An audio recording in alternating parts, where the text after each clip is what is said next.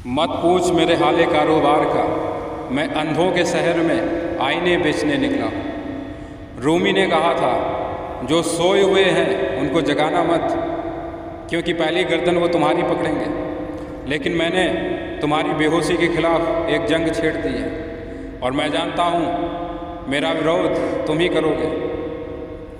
लेकिन तुम में से 10 भी जाग गए तो मेरा लक्ष्य सार्थक हो जाएगा।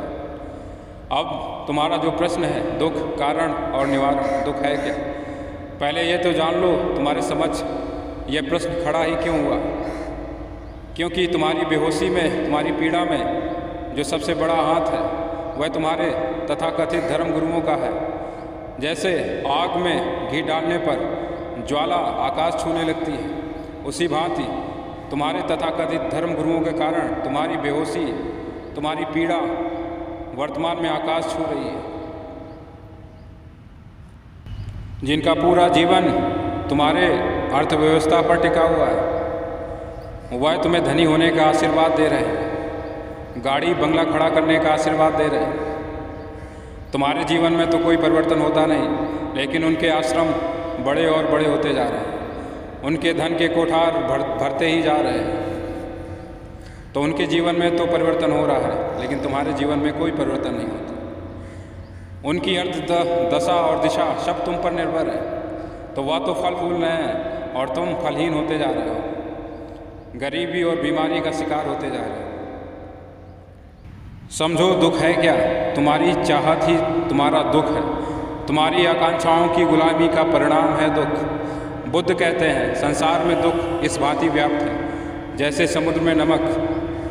बुद्ध को मखमली बिस्तर चुभते हैं, दास दासियाँ, वैभव, बड़ा मकान, बड़ा महल, भोग विलास बुद्ध को चुभते हैं। और जो बुद्ध को चुभते हैं वही क्षुद्र चीज़ों की तुम कामना करते हो, चाहत पाल कर रखी है तुमने। बुद्ध जानते हैं सब कुछ नश्वर है, क्षणभंगुर है।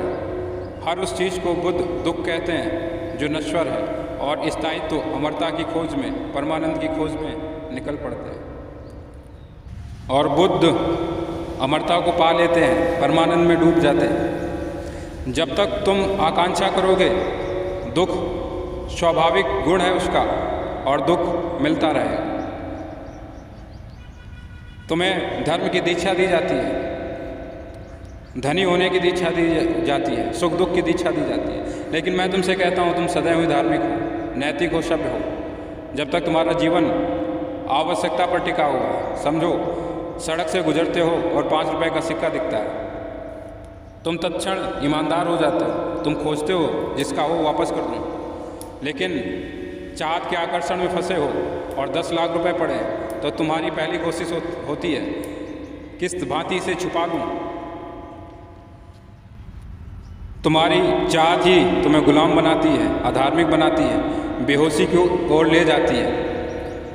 तुम जैसे भी हो उसी में संतोष खोज लो, शांति ले आओ, तो फिर सुख और दुख की संकल्पना, सही गलत होने की संकल्पना सब झूठ हो जाती है। स्वयं पूर्ण ब्रह्म कुरुक्षेत्र में अर्जुन को दीक्षा देते हैं, धर्म के बारे में कहते हैं, जीवन और मृत्यु के गूढ़ रहस्य कहते हैं। लेकिन वो अर्जुन से नहीं कहते हैं, यदि तुम मेरी शरण में आ गए हो तो अब तुम युद्ध जीत जाओगे।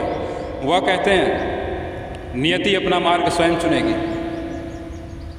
हाँ, यदि तुम धर्म के रंग में रंग जाओगे तो जो भी होगा तुम्हारे साथ वो सर्वोत्तम घटित होगा। जीवन में तुम्हारी क्षुद्रता नहीं रहेगी, क्षुद्रता तुम्हारे जीवन को छू ना सकेगी। वही मैं भी तुमसे कह रहा हूँ, जहाँ से धर्म की धाराएं बह रही हैं, ज्ञान विज्ञान की धाराएं बह रही हैं, तुम उनकी बात को सुनो, नकाब पोशों की बातों को इनकार कर दो, उनके खिलाफ खड़े हो जाओ, तर्क करो, जो भी कह रहे हैं उस पर विचार करो, तभी उसे स्वीकार करो। कुछ भी स्वीकार मत कर लेना बिना जाने समझे, क्योंकि परमपिता कह रहे हैं कि जो हो रहा है उसे होने दो। और जब तक जो तुम्हारे पास है उसमें संतोष नहीं है, शांति नहीं है, अस्तित्व तुम्हें कभी दूसरी चीज़ नहीं देगा।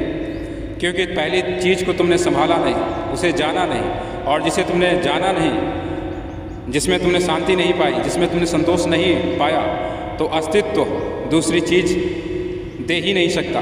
क्योंकि तुम्हारा इतिहास बेहोशी और गुलामी से भरा हुआ है, तो फिर वह नई चीज़ों को कैसे दे। समझो झील के किनारे खड़े होकर तुम प्यास बुझाने की आकांक्षा कर रहे हो और मुट्ठी बांध रखी है, तो प्यास कभी ना बुझेगी। बड़ा सरल सा उपाय है, मुट्ठी खोल दो, अंजलि में पानी ले लो और प्यास बुझ जाएगी। अर्थात तुम स्वयं ही अपनी ऊंचाई में बाधा बनकर खड़े हुए हो। यदि तुम जो अस्तित्व में हो रहा है उसके साथ सम्मिलित हो जाओ, जिस तरफ धर्म की धारा बह रही है उसको बहने दो, उसमें शामिल हो जाओ, तो फिर तुम्हें किसी प्रकार की आकांक्षाएं, आकर्षण छू ना सकेंगे। यही दुख का निवारण है कि तुम जैसे भी हो उसे आत्मसात कर लेना। दुख से छूटने का यही उपाय है कि जो भी है उसे जानना शुरू कर देना, उसमें संतोष, शांति खोज लेना, यही निवारण है। अपने भीतर लौट आओ, वहाँ ना कोई दुख है, ना कोई गुलामी, ना कोई पीड़ा और ना कोई पराजय। परमानंद की स्थिति और परम आह्लाद बह रहा है वहाँ पर। तुम उसमें डूब जाओ और जब तक तुम आनंद बाहर खोजते रहोगे, दुख की बारिश में भीगते रहोगे। तुम्हारी शांति, तुम्हारी मृत्यु, तुम्हारा संतोष, तुम्हारा जीवन, इस पर तुम्हारे गुरु चर्चा नहीं करते हैं। तो उनके आशीर्वाद में भी भौतिकता संलिप्त रहती है। वे तुम्हें सुखी होने का आशीर्वाद देते हैं और सुखी होने का उनके शब्दों में अर्थ है 4 बिल्डिंगें और खड़ी कर लो, 4 गाड़ियाँ और खड़ी कर लो, तुम्हारा नाम और ऊंचा होता है। लेकिन तुम कौन हो इसके बारे में कोई चर्चा नहीं। तुम्हारे जीवन में धन बरसने का वो आशीर्वाद देते हैं। मेरा विश्वास है तुम्हारे जीवन में कोई धन नहीं बरसता है, लेकिन तुम्हारा धन जाकर उनके जीवन में ज़रूर बरसता है। वो तो मालामाल होते हैं और तुम कंगाल होते चले जा रहे हो। जरा जाग कर देखो, दोनों हाथ तुम्हारे खाली हैं। ना माया मिली और ना ही राम। तुम माया से भी चूक गए और राम से भी दूर खड़े हो गए। यदि माया को भी ठीक से देख लो, भोग लो, तो अंततः तुम उसका दम अपने हाथों से घोट दोगे और राम की ओर लौट पड़ोगे, या फिर सीधे भी तुम राम की ओर लौट कर आ सकते हो। मेरी बात पर विचार करना। यदि 2 का पहाड़ा तुम्हें याद नहीं है और तुम 10 के पहाड़े की मांग उठाते हो, तो तुम्हारा अध्यापक तुम्हें डांटेगा, समझाएगा कि ये श्रृंखला से चलेगा। पहले 2 का याद करो, फिर 3, 4, 5 और फिर तुम 10 पर पहुँचोगे। वही मैं तुमसे कह रहा हूँ, तुम्हारे जीवन में जो भी मिला है उसमें संतोष व्यक्त करना शुरू करो।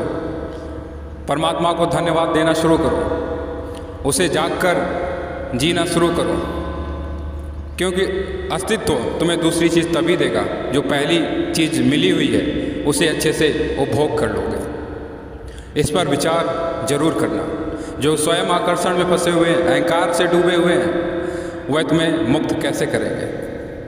वह तुम्हें तुम्हारा दुख कैसे छीनेंगे तुमसे? कोई रास्ता नहीं है सिवाय तुम्हारे। तुम बाधा बनना छोड़ दो।